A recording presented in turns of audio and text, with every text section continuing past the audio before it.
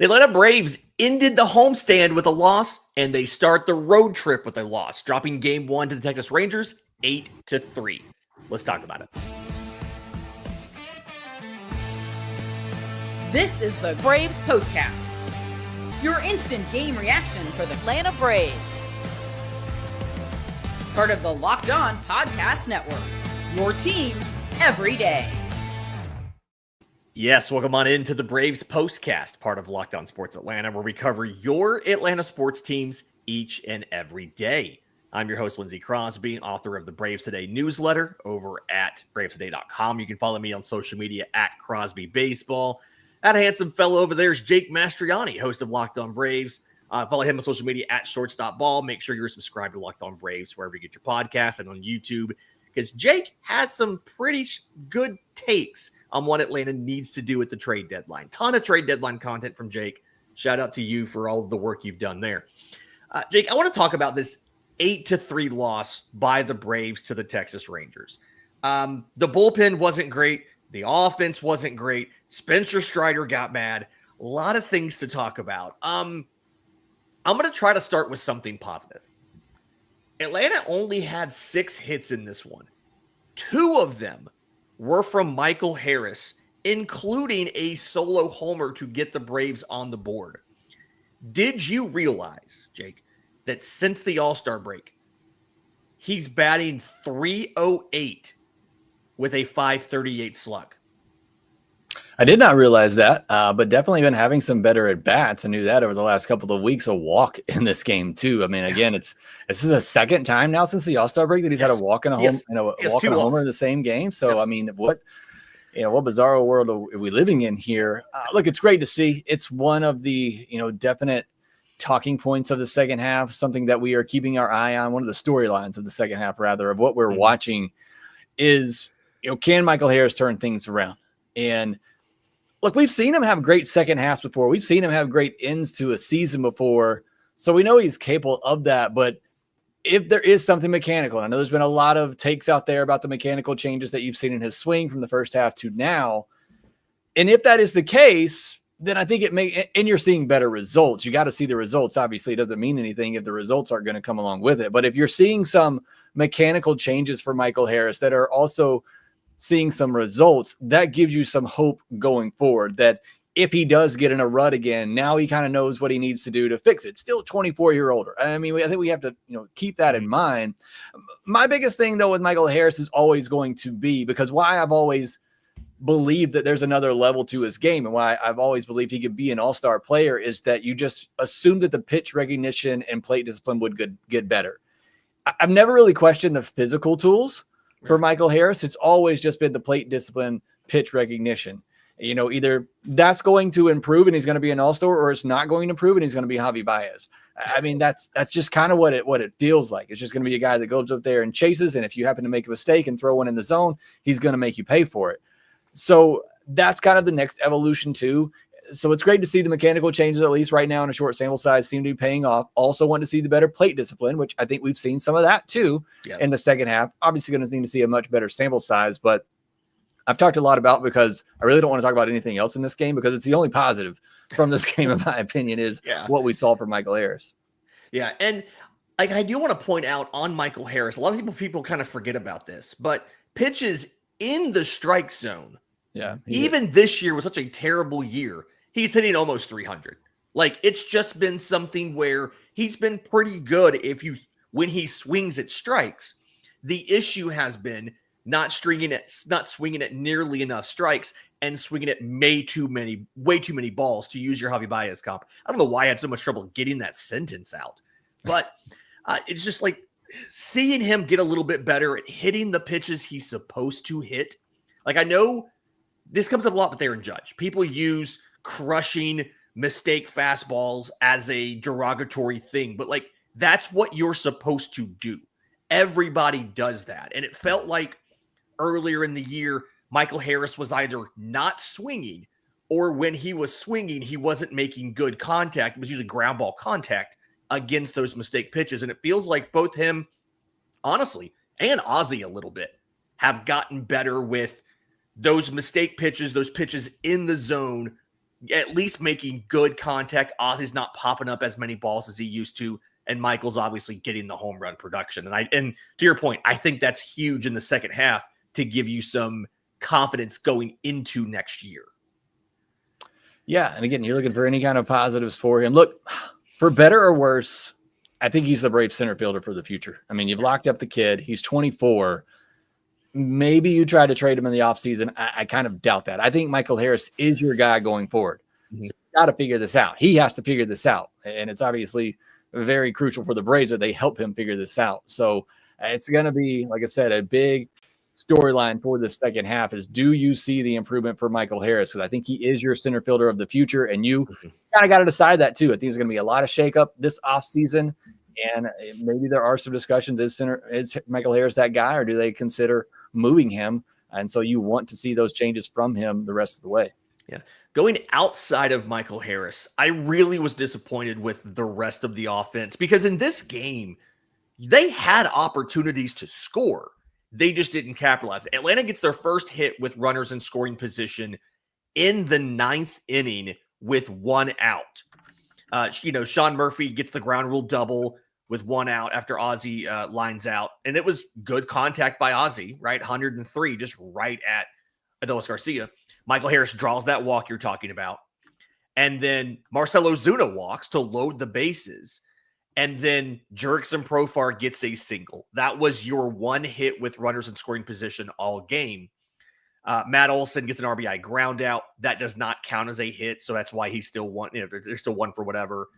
And then Ronald strikes out. And it felt like Ronald specifically had a couple opportunities in this game to get hits with runners on and bring in runs, and just didn't do it. That final inning, that final strikeout there in the 9th, he gets 3 pitches in the zone.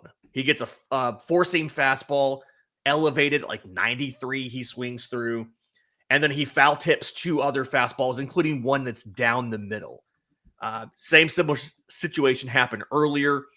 There was 2 on when Ronald came up, and he strikes out in a very similar situation. And again, he had 4 pitches in the zone. The foul tip he strikes out on is out of the zone, but he gets 4 pitches in the strike zone and can't seem to get them. Is this, I know he's not been as nuclear as when he first came back. Is this a problem right now? Or is this just, a bad game or some bad luck from Ronald on pitches that he normally would crush? Like, is there a reason to be a little bit worried about this? Yes. Because it's not just, I mean, you look at the totality of him this season, it's almost a 28% strikeout rate. Like that is way too high for a guy who's your best hitter, your best player. Now, he still does other things for you. Even in this game, he gets a hit, he gets a walk, he gets on base twice. Like he's still getting on base, doing things for you. And every now and then he's going to hit a 450-foot shot. He's going to make plays in the field. Like he still does things for you. Yeah. But a 28% strikeout rate is just way too high for Ronald. We all, I think, can see now 2023 where he cut his strikeout rate down to 11%. I don't know what happened that year. I mean, it definitely does. They hacked PitchCom. That's the only thing I can think of. It's the only thing that makes sense, because outside of that, for the rest of his career, it's been more like 24, 23%, which you can live with. You can have a 23% strikeout rate and still be an MVP like Ronald Acuna Jr. 28%? Especially with runners in scoring position like we've seen, and just it is a problem. And look, maybe it's just you came back way too nuclear and we got way too excited, and we have to remember this guy didn't play for a while, is maybe still getting caught up. I think the thing that worries me the most, and I saw somebody say it in the comment section too, is that he's just missing those fastballs up, missing fastballs in general. We've talked about this before. It doesn't seem to matter if it's 92 or if it's 96. It's fastballs up that are just really giving him problems. And that's what was giving him problems at the beginning of last year when he was struggling so badly. So it is a bit worrisome. I'm not saying Ronald Acuna Jr. is about to crater here, but it does bother me. And again, on a night where he strikes out 3 times and he came up in some pretty big spots to help your team do something. I believe it was the 5th inning. Look, 3 of the first 5 innings, you had 2 runners on base and didn't score. But the 5th inning, you had 2 on for Olson and Acuna. Olson strikes out on 3 pitches. Acuna eventually, I think he struck out that time, but he had those hanging, breaking pitches that he just couldn't barrel up. He hit the one that was foul. But yeah, it's pretty frustrating because you're expecting him to do some big things. And again, he still does every now and then, but just way too many strikeouts for him. I mean, part of the reason you moved him to the third spot in the order was there to have runners on base when he comes up, and he had multiple chances and didn't quite do it. All right. In just a second, I want to talk about Spencer Strider yelling on in the dugout, and then the pitching. We always talk about the pitching, but I want to talk about Strider yelling at the dugout. Maybe what that was about. We'll do that next, right here on the Braves Postcast. Have you ever decided at the last minute to head to a ball game with your friends? Maybe the team has not been good this season, and so a lot of tickets are available. That's where Game Time comes in. It's the easiest way to grab last-minute tickets without the stress. With the money you save on buying those tickets, you can splurge on food, drinks, merch, or sometimes just to watch this offense, you want to splurge on the adult beverages. Game Time makes it possible because Game Time makes buying tickets fast and simple. Prices on the app will actually drop the closer you get to first pitch. They have incredible last-minute deals, clear seat views, and a lowest price guarantee that takes the worry out of buying. So take the guesswork out of buying tickets with Game Time. Download the Game Time app, create an account, use code LOCKEDONMLB for $20 off your first purchase. Again, create an account, redeem code LOCKEDONMLB for $20 off. Download the Game Time app today. Last minute tickets, lowest price, guaranteed. Okay, Jake. So this game was, I'm not going to say out of control early. The Rangers scored single runs. 3 runs is out of control, Lindsay. 3 runs is out of control against this Braves offense. But it was somewhat, if you can tie it up with one swing of the bat, it's technically not a blowout yet. I actually believe blowout on Baseball Reference is 5 runs or more. So it was 4-0 going into the 8th. And after a quick out from, I think it was Rafael Montero, you get Adolis Garcia single, Josh Young singles, Wyatt Langford walks, and then Jonah Heim walks to bring in a run. Was the first of 4 that scored in that inning.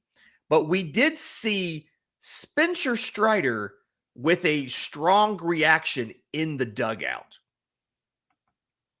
Yeah, it's hard for me to tell. I've watched the video a few times now, Lindsay, and it just it's hard to tell why. First of all, why would you be yelling at the hitting coaches as a pitcher? It's also hard to tell at the end when a pitcher does something bad on the mound. Yeah, right. Like it'd be one thing if you yelled at them because Ronald struck out and he's like he tried that thing you told him to do, but your pitcher walks somebody and you're yelling at the hitting coach. Yeah, I mean, I was yelling too. Why is Montero still in here? Why is he on this team? Yeah. And maybe that's what he's yelling as well. It's just, I don't know why this reference just came to my mind. I just watched Guardians of the Galaxy the other day, and the time where Rocket is just kicking grass because he's mad that everybody else around him is being so dumb. That's kind of what I feel like. Why are you making me kick grass? Like, why? That's what Spencer Strider's doing in the dugout. Yeah, exactly. It's why is Montero still here? Again, I don't know the context of it. Nobody really does. We'll see. I doubt it ever gets addressed or anything. But yeah, I mean, it's pretty interesting. And he is somebody that has shown some fire before. I mean, he's the guy earlier this year that had to say, hey, your pitcher's hurting. Why don't you go check on him? Like, he's the guy that seems pretty locked in the dugout. We know he's had some fiery comments as well, too. Wednesday. So it would surprise me if he was legitimately mad about something and just maybe screaming, and it just happened to be that the hitting coaches were right there. You got to see their facial expression, too. It's like, what is he doing here? So yeah, they're a little taken aback there. Yeah. Yeah, so it's kind of hard, not knowing really the context, and you're just seeing like a very, very small clip of what happened. But it's good to see. Hopefully, some fire from Strider. He said the other day he's embarrassed. Like, we're all embarrassed by this team and the way they're playing. And tonight was just another embarrassing night. Like, this was an embarrassing night of baseball, but it's just been kind of a continuation of the whole season. Yeah. Stephen P in the chat thinks that you and me should be co-managers. We really would disagree and butt heads on the whole bunting thing. That might not work out too well, but I'm willing to try it. We can't be any worse. No, and at this point, there's no point in bunting to try to sacrifice runs. That will do the thing. You're giving away enough outs without doing a sack bunt there. Yeah. All right, so Joey Wentz goes 4 1/3, 4 hits, 4 runs, 3 earned, 1 walk to 6 strikeouts. The thing that really stood out to me about what he did tonight is he's been doing so much of the extra usage of the cutter until tonight. and he goes back to the four-seamer. It had results, mind you. It was something, there was exactly one put into play on, I think it was on 16 swings, and it was hit at like 87 miles an hour. So it worked. Do we think that that was a game-specific plan to take advantage of a Texas team that has struggled offensively? Because the cutter locations were a little bit off, a little bit early. So part of me wonders, was it just he didn't have the cutter? Or was it they specifically tried to go to the fastball early and often because they weren't ready for it? He threw 19 cutters. They swung at 15 of them. So to me, it feels like it was a team that knew he had barely been focusing on that cutter lately. We're just going to look for that cutter and be aggressive on it. And then I think maybe the game plan kind of back to that was, okay, well, we're going to throw the fastball. You're looking cutter. I'm going to throw the fastball. So I think it was just a game adjustment in there, seeing how aggressive that they were against that cutter. And then just kind of flipping that on them, going with the four-seamer. Because like you said, the four-seamer was pretty effective. They didn't hit anything hard off of it. He had 5 whiffs on 16 swings against it, which you don't see that. You don't see a 30+% whiff rate on four-seamers usually, especially, not one that's averaging, 93 miles per hour. So I think that was just an in-game thing, seeing how aggressive they were against the cutter, to saying, okay, well, we're going to pivot off that and just throw four-seamers. Yeah. To your point, we're not going to get into the whole thing with Montero. He wasn't great. Like he was terrible. Doesn't need to be on this team anymore. There's really no reason to keep him around. I imagine if he's not wanted by anybody at the trade deadline, which why would he? You can very easily just DFA him and bring some other prospect up to give them a chance to pitch. I will say though, the debut of Hunter Stratton, I was impressed. The fastball's livelier than I expected. I mean, now they got 2 of them put into play. The 2 swings, they put them both into play. But, I mean, he's sitting there throwing the thing 97. He's got some good velocity on it. I didn't think the slider was bad. I don't think it was amazing, but it wasn't bad. He's got good velocity on it. Through a cutter as well. Is it possible that, like, Hunter Stratton could be a bullpen piece for you going forward? Yeah, we got to see more. I mean, it's always hard to tell in these low-leverage situations, too, exactly how good a pitcher is. So we probably need to see more, but we're looking for any type of silver linings here, Lindsay. So why not? We are trying to find positives from this. We did the compliment sandwich. We started off with Michael Harris. We're ending with Hunter Stratton being really well. Tomorrow, Grant Holmes is your starter versus Kumar Rocker. I think going into the weekend and seeing this, Saturday's the game where you thought that's the one you've got to win. Grant Holmes is your best starter of the 3 going this weekend. That's the one you've got to win. It feels like the offense is definitely going to be the limiting factor there. And to your credit, you said that on Wednesday. I do want to point out, though, Wicked JR in our chat says all the Braves have to do to match the 2023 win total is go 60-0 from this point on. So there's still a chance, Jake. There's still a chance. Yeah, I guess so. We'll see. Crazier things have not happened than that. So I don't think it's going to be the case. Like, I just can't trust this team, at all to get on any type of streak. I'm just looking for give me an 8-2 stretch. I mean, we haven't had anything like that this year. It's crazy to think how talented this team is. And I said it on the podcast the other day. I still think there's a ton of talent on this team. Mm-hmm. And the fact that they haven't even ran into a really good stretch, like a really good 2-week stretch, is just, even bad teams, Lindsay, go on good 2-week stretches every now and then. And this team still hasn't. It's just wild. I mean, the White Sox are putting up double-digit runs every night right now. And this Braves team just can't get on any type of run. So I appreciate the positivity and the optimism there, but this team's completely done. Yeah, I want somebody in the chat to look and tell me on social media, did the Colorado Rockies have an 8-2 stretch at some point in time this season? Because it feels like they're probably the only team that didn't do that. I will point out, they won 4 straight games in the month of June, including beating the Atlanta Braves. So They had a stretch like that in there. All right, again, this is Atlanta's 8-3 loss to the Texas Rangers. We will be back tomorrow. That game is at 7:05 Eastern. We'll be back with another postcast after that. Do us a favor in the meantime. You're listening on audio. Leave a 5-star review, Apple, Spotify, YouTube Music. If you're watching on YouTube, subscribe to both Locked On Braves and Locked On Sports Atlanta. Hit the notification bell so you know when we go live with the next episode. And also do me a favor, Locked on MLB Game Night. We're going to be over there talking about every single game from today, including Nick Kurtz of the A's hitting 4 home runs as a 23-year-old rookie. The Braves can get one of those guys in next year's draft if they're drafting high, Jake. There's your positive takeaway there. For Jake Mastroianni, I'm Lindsay Crosby. This has been the Braves Postcast.